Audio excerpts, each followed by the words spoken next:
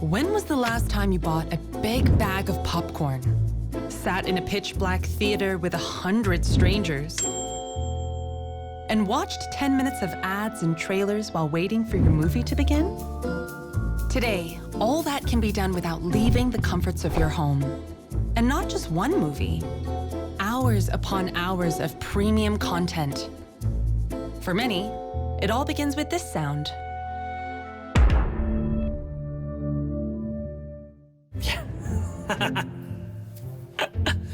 Could that possibly be the Netflix sound? Wow. And Red Black is the Netflix introduction. Thank God for Netflix. We survived the circuit breaker. Problem is, once you get hooked on one of these series, there's just no end to it. It goes on and on. With 183 million paying customers, 32,000 hours of content, or 4 years of binge watching, and covering all but 4 regions on the planet, Netflix is the global leader of streaming by subscription numbers.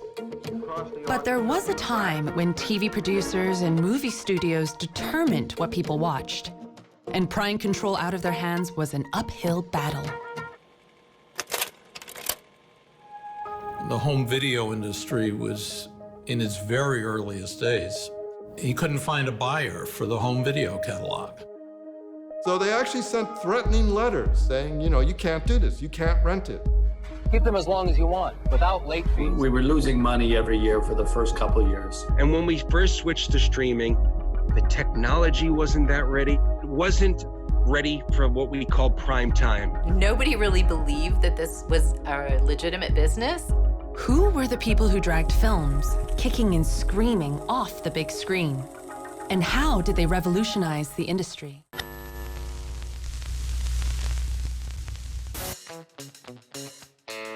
'70s America.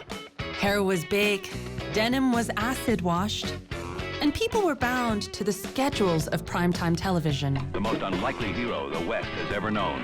Kung Fu, Mike Stone, and Steve Keller, putting things right on the streets of San Francisco. Every Thursday night on ABC. You could not pause, rewind, nor go pee until the ad break. Does your spray deodorant stop perspiration wetness? Use new Arid Extra Dry every day to be sure. Comes a new design, the trim line. But between 1971 and 1976, a wave of developments would break the tyranny of traditional TV. Sony released the U-matic system, the first video cassette recorder that would allow the recording of TV shows. Then it made the Betamax, a more consumer-friendly model. The world's electronic giants, from Philips to Mitsubishi, followed suit with their own version of the VCR. But one tape would rule them all. On September 9th, 1976, JVC introduced a product that the company had been working on in secrecy. They dubbed it the HR 3300. And it ran on a spool of magnetic tape that could hold up to 2 hours of video. The mighty VHS. At the low price of $999 US, it cost less than half that of its closest competitor, the Betamax. The VCR and its VHS tapes swept through Japan, and by mid-1977, it came kicking down the doors of the United States. Choose a JVC video home system and you'll get a picture as true and as... This is Professor Frederick Vassar, who teaches film in New York. But in the 80s... In the 1980s, I was a sound editor in Hollywood, in Los Angeles. Most of the films I was working on were a response to the home video market. People having difficulty with their time schedule where they couldn't really watch television when it was scheduled. You see, American society was changing in the 70s and 80s. After World War II, a huge swath of the population had moved to the suburbs and started families. They were spending more time at home, and TV became the go-to entertainment. At that point, There is also this idea that they want to spend quality time in their house. That's why they want to actually also be able to see, films at their own time, and be in charge of their own viewing experience. People get themselves some copies of videos, and what they do is they start renting them to other people. So this is in a very grassroots way, this phenomenon starts. In 1977, George Atkinson, a one-time stuntman and occasional actor, opened the first commercial video store in the US. For a membership fee, you could rent one of 50 films he carried for the princely sum of $10 US. Despite that, the business model took off. Soon there was a video rental store on every main and not-so-main street. Before Netflix and chill, there was Be Kind and Rewind. It becomes mainstream that everybody could get access to a video store about 1981. There were at the height of it, there was about 30,000 video stores from coast to coast, surpassing the number of movie theaters.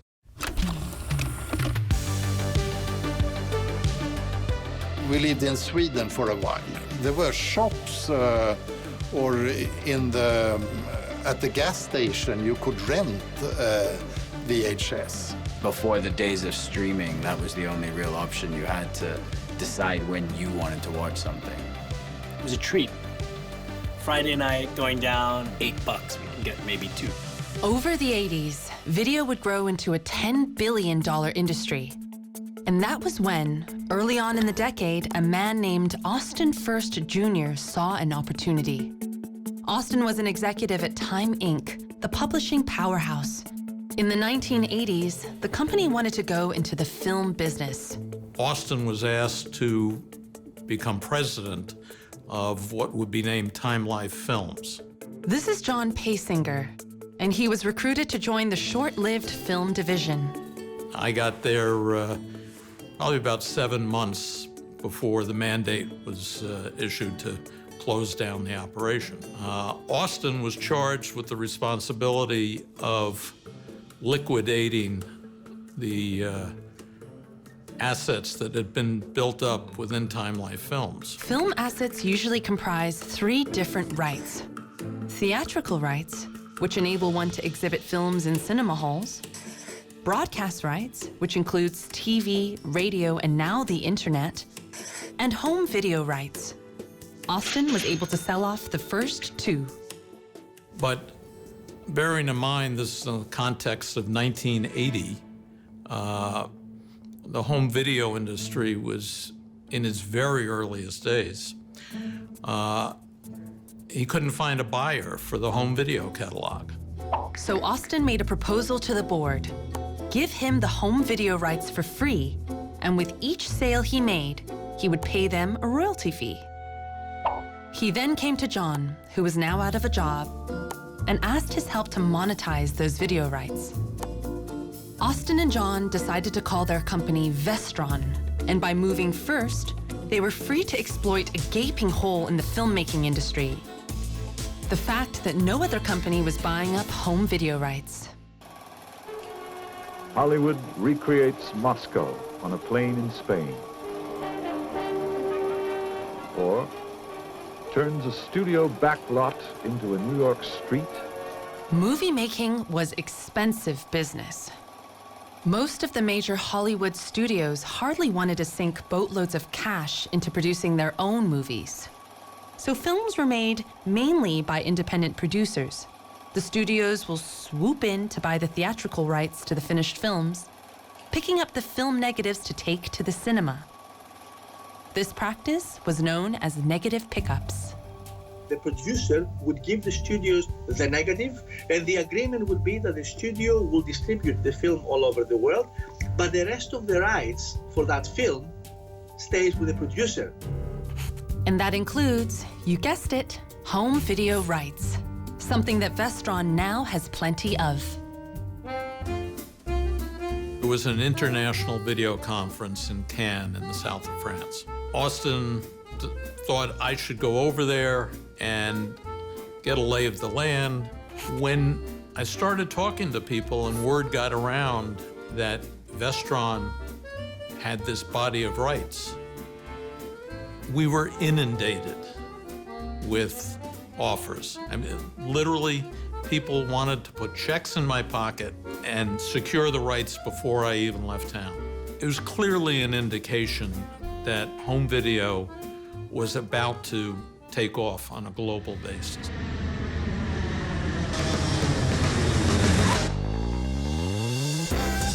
At the same time, Austin and John were plotting their domestic launch at the Consumer Electronics Show in Las Vegas. I flew around the country and started lining up wholesalers, distributors. I wanted them to come to our opening presentation in Las Vegas. And if they delivered that check that day, we would offer them a 3% discount on their entire order.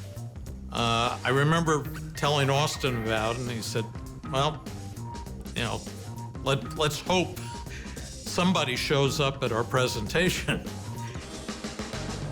We left Las Vegas with $2 million in orders, far beyond our wildest dreams.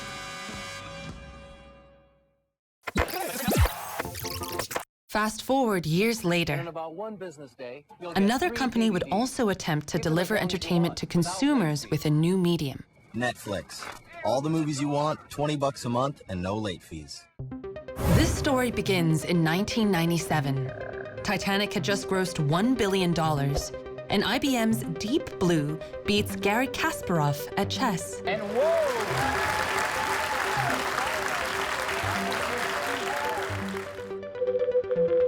The internet was still in its infancy. Think of the dark days of dial-up.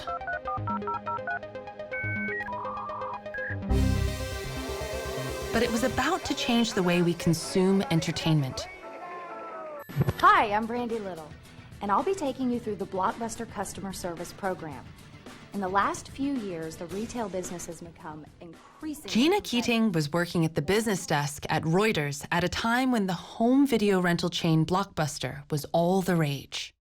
Blockbuster was the only place that you could rent a video. However, their customer service proposition was absolutely awful.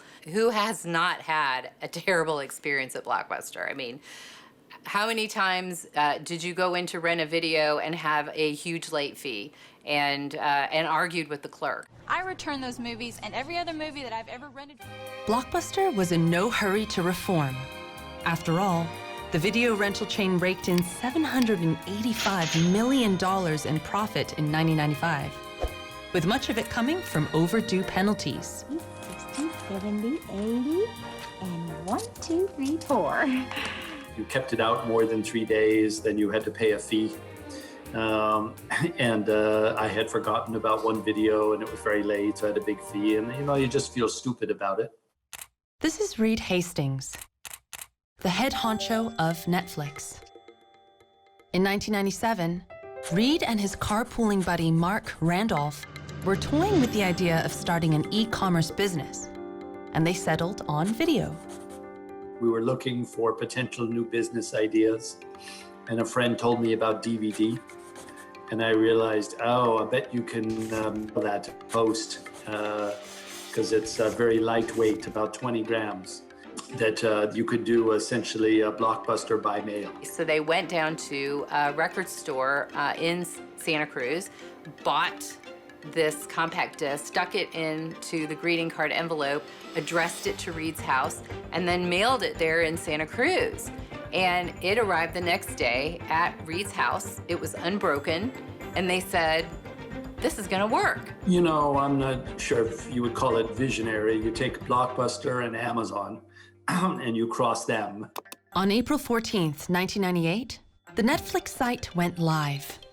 They received 108 orders on day one, beyond anyone's wildest expectations. But what no one could predict was how this little company would one day change the world of entertainment.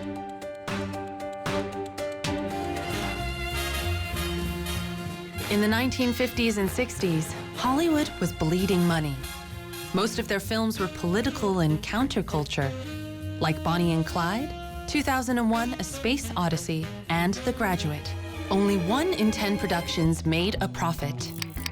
2 new guys, Steven Spielberg and George Lucas, and they come up with a new formula that's no politics or very little politics, pure entertainment, and put a lot of money into it.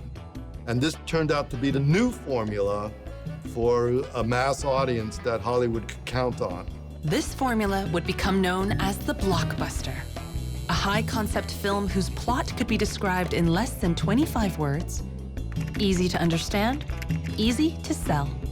The 70s and 80s would be called the Blockbuster Era. So look at Jaws, Shark Attack, on a beach community. Star Wars, Rebels versus the Empire in outer space. This formula put Hollywood firmly back on the path of profitability. By 1985, over half of all films released turned a profit and became some of the United States' most valuable exports. In Asia, consumers embraced American blockbusters. By this time, pre-recorded video cassette tapes meant for home viewing have also taken America by storm. And a startup company called Vestron was rising in the home video market with a strategy that couldn't be further from big money, hit-centric Hollywood.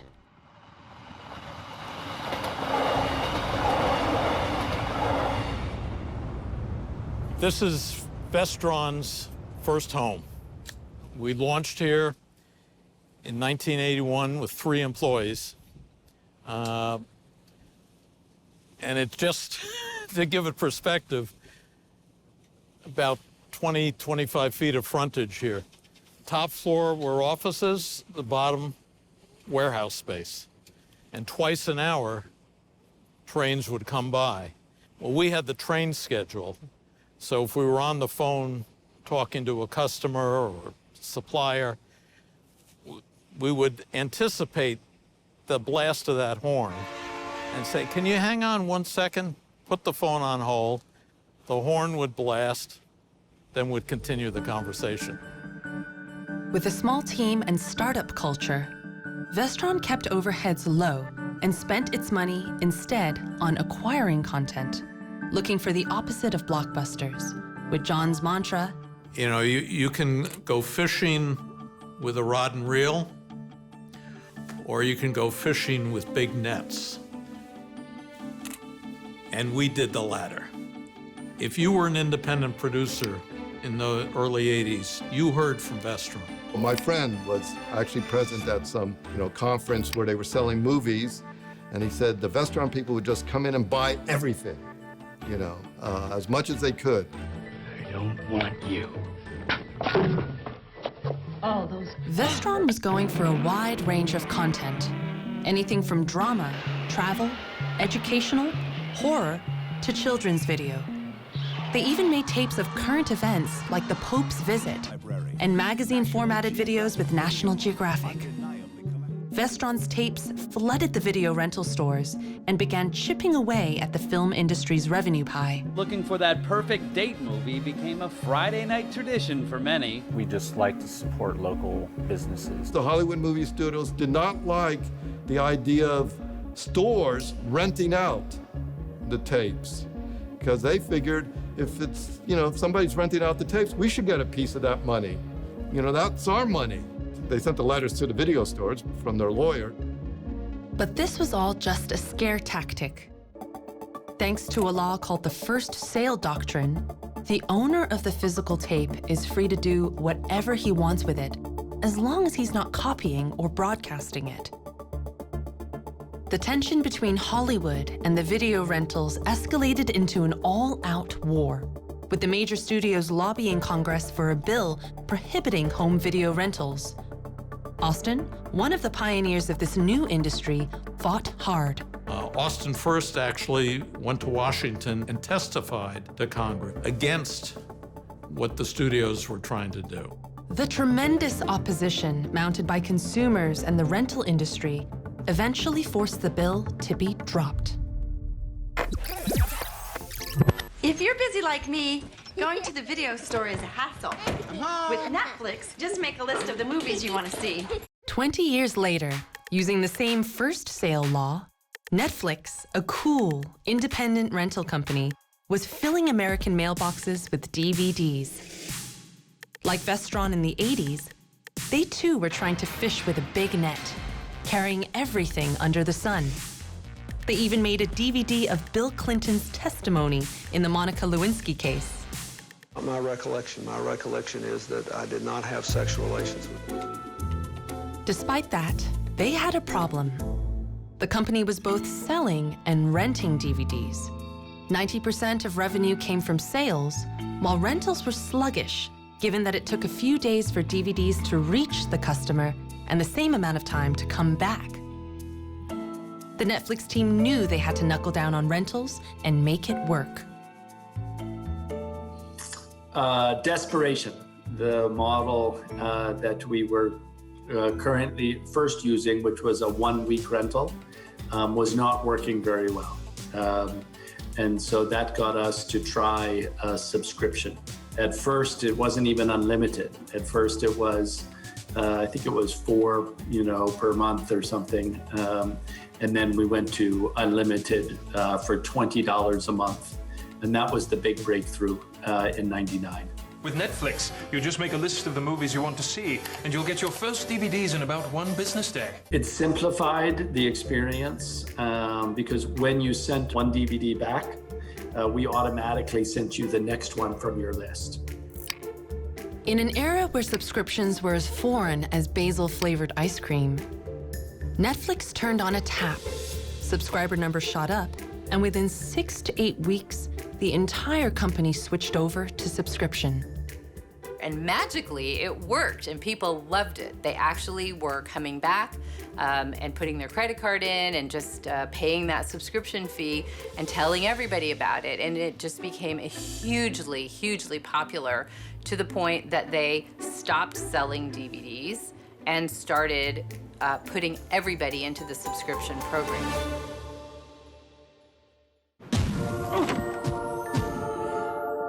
Finding the right movie to rent hasn't always been easy. With Netflix, you can get the details on all 50,000... The small startup may have found a stopgap solution for the time being, but it was far from being profitable. We were losing money every year for the first couple of years. So all we thought about was survival. And soon, it will meet even bigger money problems and a generation-defining stock market crash. Well, it's not meltdown, it's not Armageddon. Imagine the perfect video store. It would have a great... By 1985, the market for home video was worth $3.5 billion US. And leading the charge was an independent video distribution company named after a Greek goddess, Vestron. First mover advantage is for any business to enter a market with a disruptive business model first. You have the advantage against your competitors being first by building up a lot of knowledge, a lot of information of what this market is all about. And the problem is once you have gained that, you have to continue doing this. The small little films by the mid-1980s are probably not enough to drive a company like Vestron. What are you going to do to compete with Hollywood? Where are you going to get the big movies of the future? So catch up they did. In 1982, Vestron made a deal with a mini studio called Orion Pictures to handle all its domestic video distribution. It gave them films like Platoon, Terminator, and Rambo.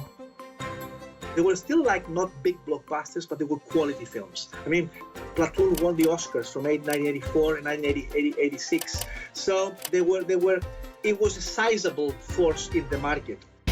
The 1980s was also shaken up by another wonderful invention. It was young, it was loud, and it was ready to party.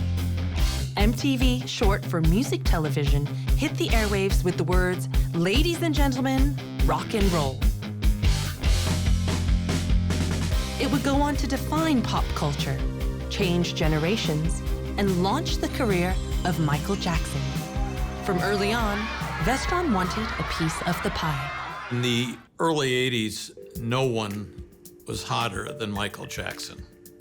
Austin and I were sitting in the office one evening, and the phone rings, and it's our attorney in Los Angeles.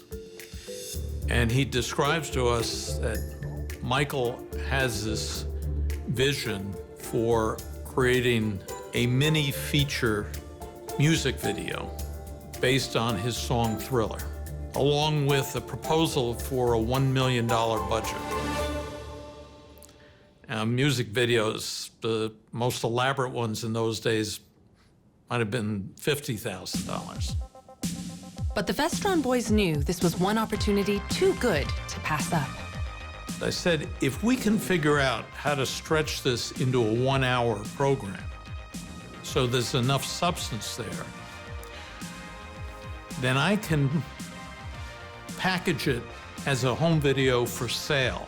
So I was able to go to Showtime, the pay television service, and we worked out an arrangement. If they would put up a third of the budget,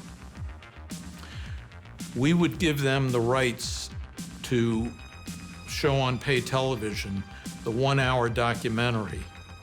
And then we went to MTV. We said, if you will give us a third of the budget for the whole film, we will give you the exclusive rights to world premiere the 17-minute video. So for just a third of the cost, Vestron released Making Michael Jackson's Thriller. The video sold 900,000 units and put Vestron on the map. They were now riding with the big boys.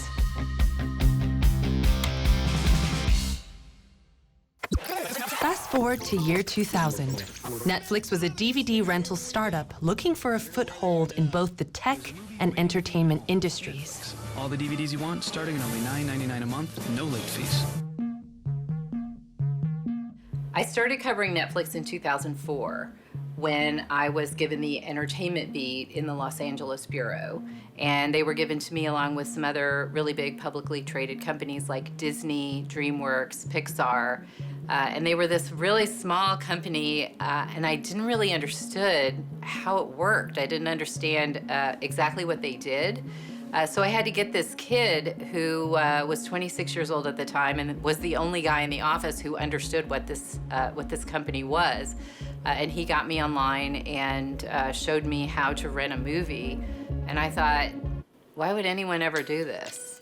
In the late 90s, thousands of internet companies, or .coms, like Netflix, mushroomed across the United States on the back of investor confidence that anything online was going to be worth millions.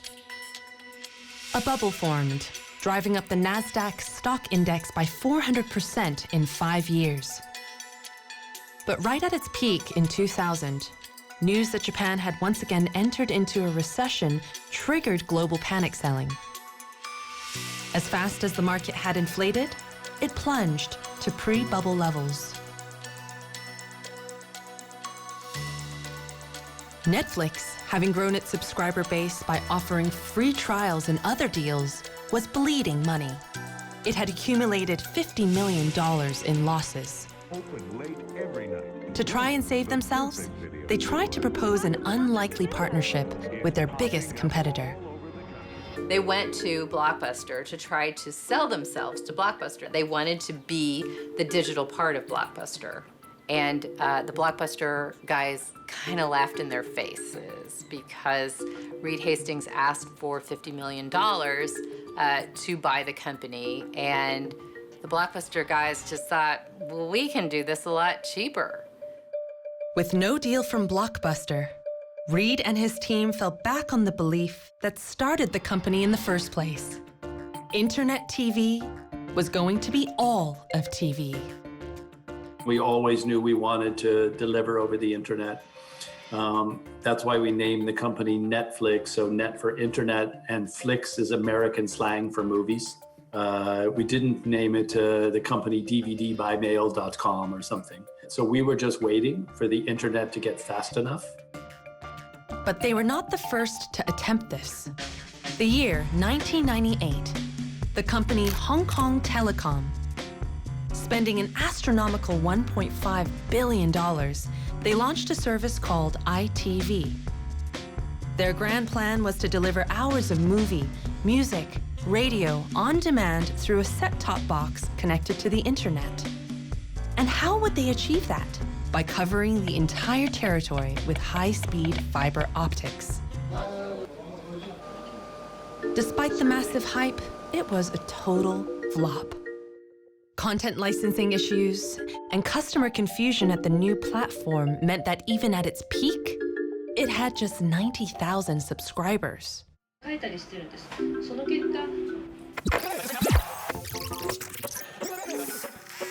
By the new millennium, internet speeds had caught up, allowing for something we now know as streaming. The term originates from how data, whether it's a movie or a song, is delivered to you. Rather than send the entire data at one time like a download, streamed data is being sent continuously in real time through the internet like a stream. Once you've watched, say, the first 5 minutes of a movie, the data is being discarded, while the parts of the movie you haven't watched haven't been sent to you yet. At any one time, you only have a small portion of data, and this is only possible via high-speed internet. It led to this legendary video called Me at the Zoo. Here we are, one of the elephants. One of the first to be streamed online. It was 2005. The site was called YouTube. And right on their heels was Netflix. And when we first switched to streaming, the technology wasn't that ready. We didn't have rights to much content, so it wasn't ready for what we call prime time. What we did is we just made it a free add-on as part of your DVD subscription. And so you get it for free. Todd Yellin, documentary filmmaker turned vice president at Netflix. And so from 2007 through 2010, we tested and tested and tested. We got more rights from different studios to, put on better TV shows and movies. And we made the technology better and better so you wouldn't rebuffer so much, so you'd have a much clearer picture. And then here's a really key step. How do you get on other devices besides your laptop? And so our first deal we made to get onto a TV was with LG, the Korean company, which distributes TVs. Then we made a deal with Microsoft. And it's like, how about when you plug in your Xbox, you can watch Netflix too? And then we made a deal with Nintendo, and you plug in your Wii, and there was Netflix. And then soon after, we got it onto the phone. And that was a big step. So now you can watch whatever you want, whenever you want, on any device you want. I protect your identity. And Netflix came up with a way to get people glued to their screens with binge watching. One day, one night, the whole day. Can we not please show this to my mom?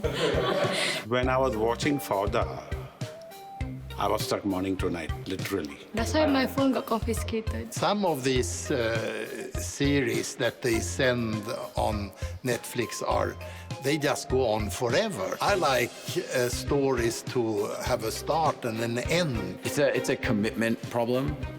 I feel that if I watch a show on Netflix, if you watch one episode, you're sort of committing yourself to watch an entire season of something. But what stops you? Guilt, usually, then should I be doing something better with my life? With so many TV shows and movies, we don't want people looking and not sure what to watch. So it's very important for us to put the right title in front of the right people at the right time. When they click play every time, we understand what they like. But it's not just clicking play. Do they watch the whole thing or do they abandon? And then they have the ability to go thumbs up or thumbs down and tell us what did they think of that piece of content. Netflix recommends a lot of blockbuster shows, which I guess I won't admit that I like to watch, like Underworld. But I guess I do watch enough of them. I think they've got me labeled. My wife is interested in detective stories. She wants to see people being murdered. I noticed that once I started watching a couple of Hindi shows, every time I put on Netflix, all the Hindi shows show up.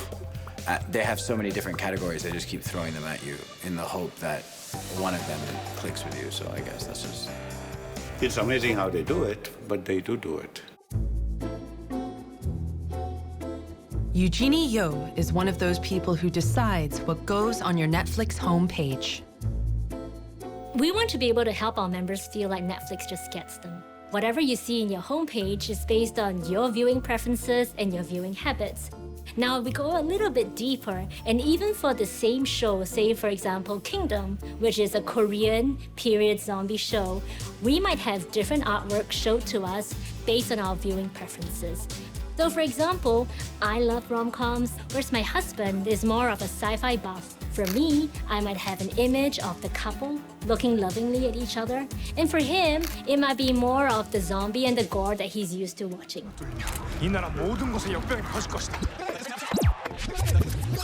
Back in 1985, Austin First had decided to take his home video distribution company, Vestron, to the capital markets. It went public on the New York Stock Exchange with an IPO of $440 million. At its peak, sales approximated $350 million annually. By this time, competition in the home video market has heated up. Deals that Vestron used to rely on to fill their catalogs, like the Orion partnership, were not being renewed. And new video rights that used to go for cheap now cost a few million. We recognized that we had to be developing our own product.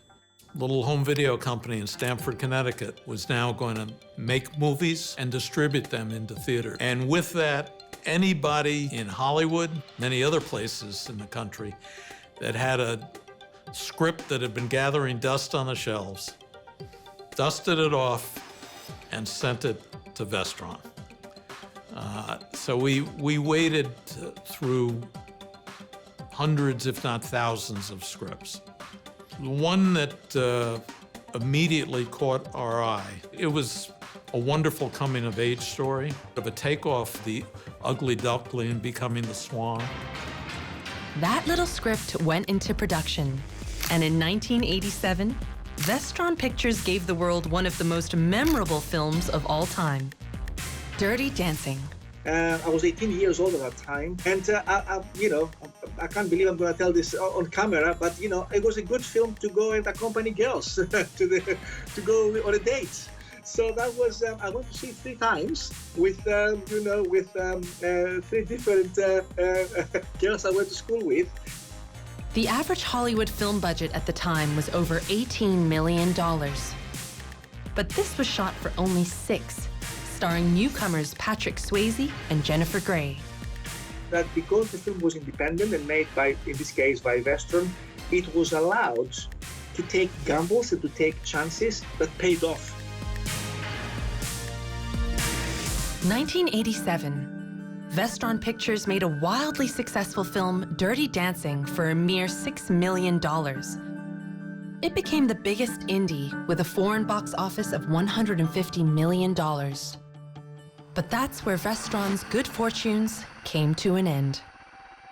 In 1988, we were riding a wave, and now we were looking to build on that and take it to the next stage. In order to do that, we wanted to get a line of credit. At the end of the process, we came to an agreement with Security Pacific National Bank for a $100 million line of credit. We were off to the races. We green-lighted a number of new films. But 90 days after promising Vestron a $100 million loan, the bank reneged, stating they've detected a material adverse change in the firm's business. Exactly what made the bank change its mind remains a mystery. Well, in the development of many companies, there are certain points where you are highly vulnerable. And on the back of the commitment from the bank, we had made many commitments ourselves. And now they pulled the rug out from under us. And that was what triggered the bankruptcy. I mean, they might have survived with small little video rentals if they were a small company, but now they had gotten too big. We were able to secure what's called a bridge loan if we would agree to liquidate the company. It's unquestionably the most difficult thing I've ever had to do in my professional life. In 1989, the company dismantled its production unit. A month later, the entire company was up for sale. But this pioneer in the home video market left an indelible mark on the film industry.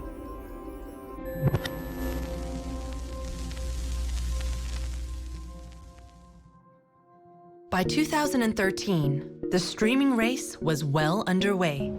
In China, the exclusion of Western video platforms meant domestic players like Youku Tudou, iQIYI, and Tencent Video would grow into behemoths with 500 million users each.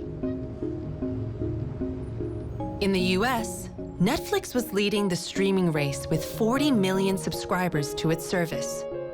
The only other serious contender was the content production giant HBO, while Hulu and Amazon were barely making a dent in the competition. But Netflix would now face the same challenge that Vestron did. Streaming rights were going to get way more expensive. 2012, 11, the studios started talking rather in a hostile fashion about Netflix and saying that as soon as those deals expired, they were going to take back their rights and try to do this streaming thing on their own. So we thought we probably would do better starting to become a production company also. So we had a very tiny original Netflix series in 2012, and then we launched this really big series with stars called House of Cards. President of the United States, that I will faithfully execute the office of Power is a lot like real estate. It's all about location, location, location.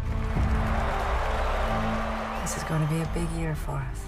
They wanted this TV show so badly because it intersected 3 really huge viewer groups that Netflix had. Number one, people loved David Fincher. When they discovered David Fincher, they wanted to see every movie that he ever made. Same thing with Kevin Spacey. Third, there was a British version of House of Cards that was on Netflix already, and people loved it. House of Cards sent a message that Netflix was capable of producing content that was as good, if not better, than the best shows on network TV. Today, Netflix is a major player in the media landscape, worth more than Fox and HBO combined. Although the streaming giant has deep pockets, others like Amazon Prime, Hulu, Apple Plus are getting in the ring. So Netflix needed to step up its game. The Netflix service has gone live in nearly every country. First, they went global. From the US, they launched in 130 countries simultaneously. By 2017, they were operating in over 190 countries. We feel like we've just begun on our journey of content outside of the US. You know, Money Heist is an example of a Spanish series that has done really well globally, or Dark, which was created in Germany for a very German audience, but has traveled really well across the world. But it's Asia. With its growing middle class and rising internet and smartphone penetration rates, that offers a burgeoning market set to expand tens of billions of dollars per year. It's also one that's dominated by regional heavyweights like Tencent in China, Viu in Hong Kong, and Voot in India. Netflix entered Singapore in early 2016, and the rest of Southeast Asia soon after. Its 11% market share in Asia Pacific is predicted to more than double by 2025. Mailita Aga leads Netflix's battle for eyeballs in this part of the world. In Southeast Asia and this part of the world, we've been doing original content since 2016. The Night Comes for Us, a film out of Indonesia, which we produced a couple of years ago, traveled really widely in the region and also beyond it, as far as Africa.